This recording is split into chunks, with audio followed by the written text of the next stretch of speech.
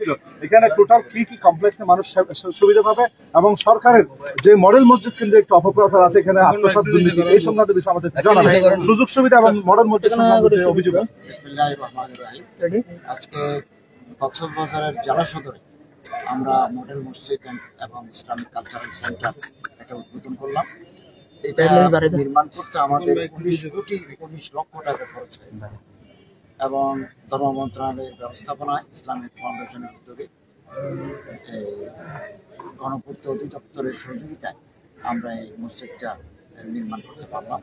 এই জন্য আমি সংশ্লিষ্ট জেলা প্রশাসন, ইসলামিক ফাউন্ডেশন, স্থানীয় জনগণ, গণপূর্ত অধিদপ্তরকে আন্তরিক ধন্যবাদ জানাই। এই মসজিদ এখানে মাল্টিপারপাস ওয়ার্ক আছে, বহুমাত্রিক এখানে কর্মচক্র আছে। এখানে পুরুষরা একসাথে 1100 পুরুষ একসাথে নামাজ আদায় করতে পারবেন। মহিলাদের জন্য আলাদা ওযুখানা, আলাদা কাউন্টার আছে।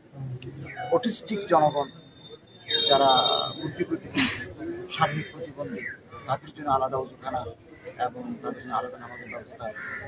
1100-র মতো গাড়ি পার্কিং এর ব্যবস্থা আছে, 13টা গাড়ি পার্কিং এর ব্যবস্থা আছে। তারপরে মুর্দা গোসলের একটা কক্ষ আছে। অতিথি, কোনো সম্মানিত অতিথি আসলে তার থাকার গেস্ট রুম আছে, কনফারেন্স রুম আছে।